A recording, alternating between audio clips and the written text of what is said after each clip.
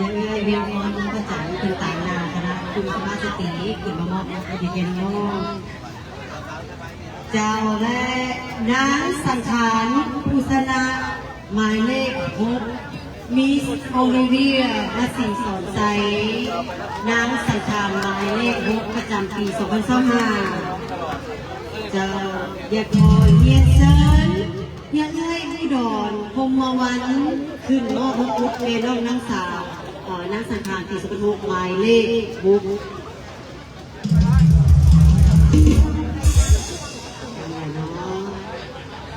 อันนี้นางสังขารหมายเลข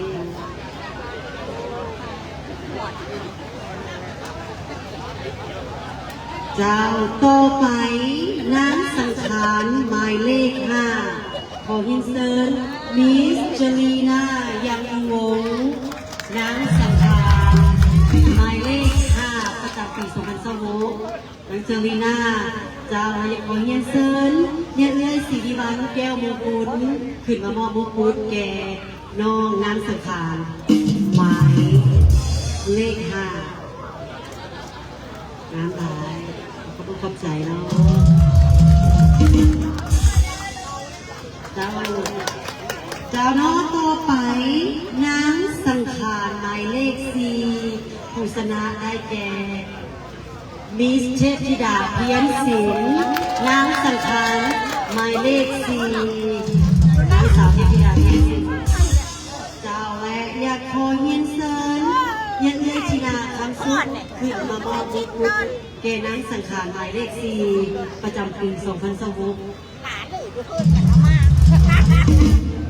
มาในกันนี้มาเลยก่อนมันเยี่ยมจังหูงามได้ใจเช้าถึงเอามาเลยนางสาวสังขารหมายเลข4เนาะเจ้าต่อไปนางสังขารหมายเลข3มิสมีนาเพียรศิลป์นางสังขารหมายเลข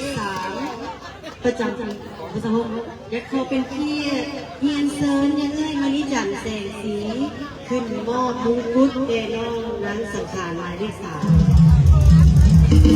กระดูกมันดู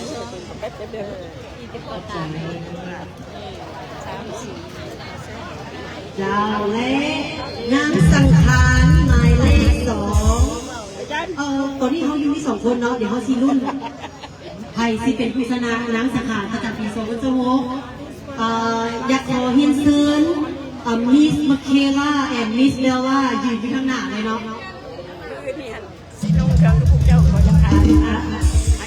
เดี๋ยวเขาสิประกาศผู้ชนะเลิศนางสังขารหมายเลข1ระหว่างมิสมาเคล่าและมิสเบลล่าผู้ชนะนางสังขารประจำปี2026ปีนี้ได้แก่ผู้ใดเนาะมิสเบลล่าคูเรและนางสังขารหมายเลข2มิสมาเคล่ามันทรีเจ้าและนางสังขารประจำปี2026ได้แก่มิสเบลล่าอยากขอเป็นเกียรติเฮียนเซินเฮียท่านประธานเนี่ยเอ้ยอ่อนจันทร์ประพัสรามงกุฎไอเกกับไอเกน้องนางสาวนักสังขารประจำปี2026และอันนี้น้องดานียานางสังขารประจำปี2025และพร้อมกันนั้นก็อยากเฮียนเซินและอยากเฮียนเซินอย่าเลยวิมาลาวรรณวงศ์ขึ้นมอบมงกุฎให้แก่น้องนางสังขารมิสมาเคล่ามันทรีปีนี้น้องๆมันจะได้พ่อแม่ขอขอบใจอันนี้คือไปส่งหน้าน้องๆนางสังขารประจำปี2026พวกเขาก็ได้เสร็จสิ้นได้เลือกกันแล้วว่าน้องเบลล่าคูเนสเป็นนางสังขารประจำปี2026จะขอขอบใจสื่อทุกท่านผู้ที่ช่วยสนับสนุนสปอร์ตลูกหลานของเขาในปีนี้น้องขอขอบใจเด้อ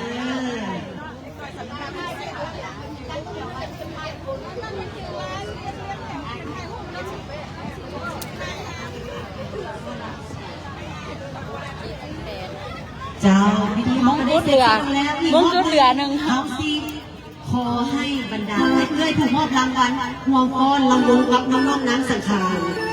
ทอบหนึ่งเนาะให้เพื่อนรู้จักคู่กันเลย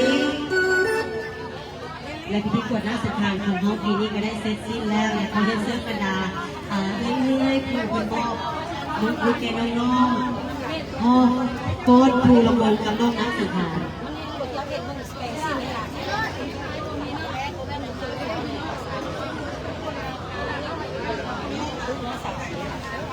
ได้ดีใจดี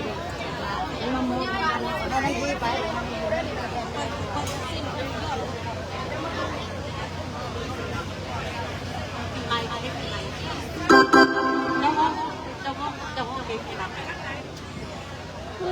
ฮอนสบายดีบุญปีใหม่ลาว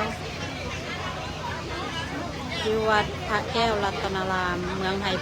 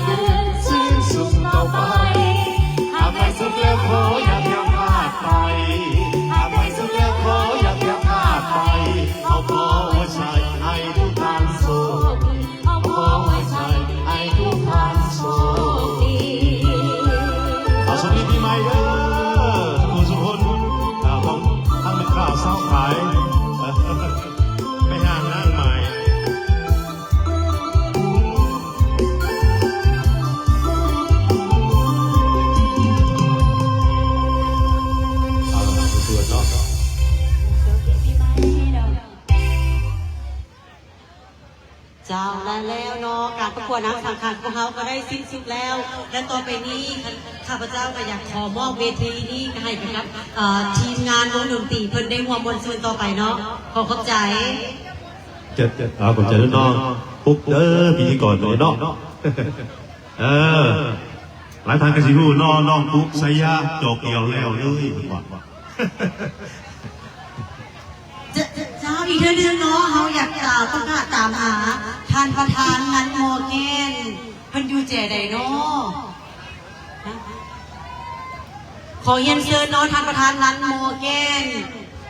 เพิ่นชื่อขึ้นมากล่าว